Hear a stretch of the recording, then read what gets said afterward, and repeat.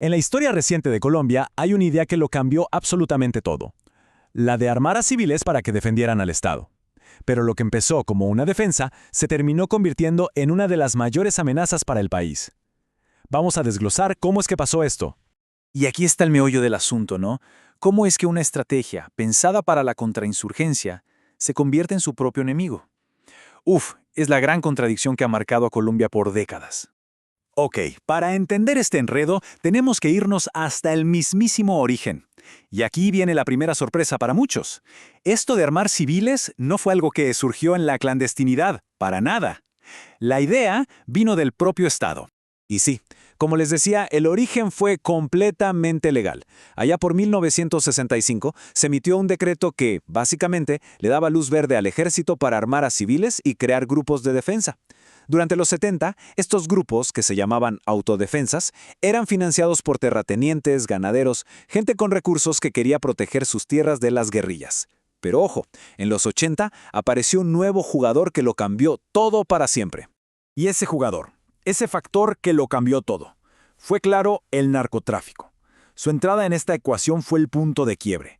De repente, esos grupos de autodefensa se transformaron en ejércitos privados, pero de verdad, con un poder y una violencia que nadie había visto antes. Miren, es que el cambio es brutal. Por un lado teníamos a las autodefensas originales de los 70, ¿verdad? Su objetivo era claro, contrainsurgencia, pagada por las élites locales.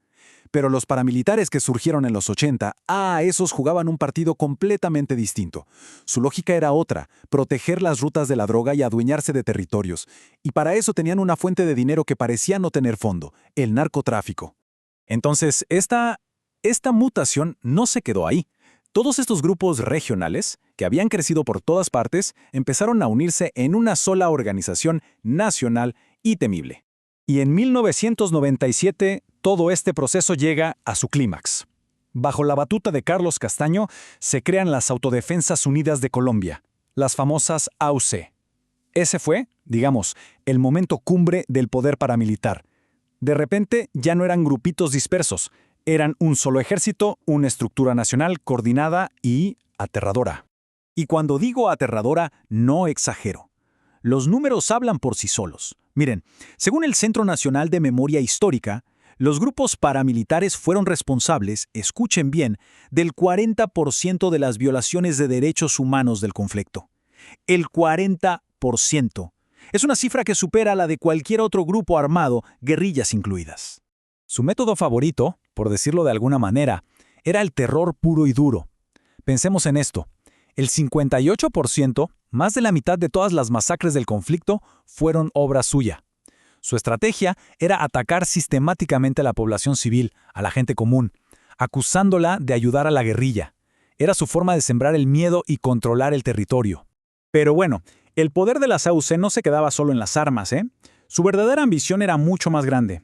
Querían transformar todo ese poder militar en control político, o sea, infiltrarse hasta la médula del Estado colombiano. Y a este fenómeno se le dio un nombre: parapolítica. Y que quede claro, no hablamos de un político corrupto por aquí y otro por allá. No. Era una estrategia completa, sistemática, para tomarse el poder desde adentro y, claro, ponerlo a trabajar para sus negocios ilegales. Ahora, ¿cómo lo hacían? Bueno, la fórmula era bastante directa.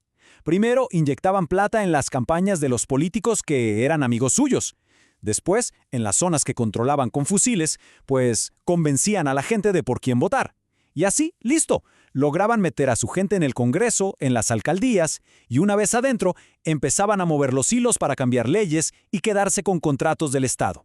Y la escala de esta infiltración fue gigantesca. Estamos hablando de que más de 60 congresistas terminaron investigados o condenados por sus vínculos con los paramilitares.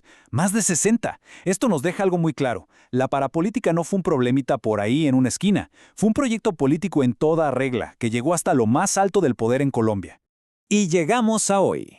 ¿Qué queda de todo esto? Porque sí, hubo una desmovilización oficial, pero las consecuencias del paramilitarismo, siguen vivitas y coleando en la Colombia actual. Miren, en el papel la cosa sonaba bien. Entre 2003 y 2006, unos 31,000 combatientes entregaron sus armas. Parecía un éxito, ¿no? El problema es que el proceso fue muy criticado. No se atacaron las causas reales del problema. ¿Y qué pasó? Pues que no tardaron en aparecer nuevos grupos, herederos de esas mismas estructuras. Y mientras tanto, para las miles y miles de víctimas, la promesa de verdad, de justicia, pues sigue siendo eso, una promesa. Y quizás uno de los legados más dolorosos y más difíciles de resolver es el despojo de tierras. Se calcula que entre 4 y 8 millones de hectáreas, es una cantidad de tierra inimaginable, fueron robadas a la fuerza a los campesinos. Este es un problema gigantesco que hasta el día de hoy sigue siendo uno de los grandes nudos que impiden la paz en el campo colombiano. Al final del día, toda esta historia del paramilitarismo en Colombia nos deja una lección, una advertencia muy clara. El riesgo enorme que se corre cuando se privatiza la seguridad y la necesidad de tener un Estado que sea fuerte, pero sobre todo, que sea legítimo para toda su gente. Y esto nos deja con una pregunta flotando en el aire, una pregunta clave. ¿De verdad se puede construir una paz que dure, una paz real, sin arreglar de raíz la desigualdad y el abandono que, para empezar, fueron el terreno fértil donde creció este monstruo?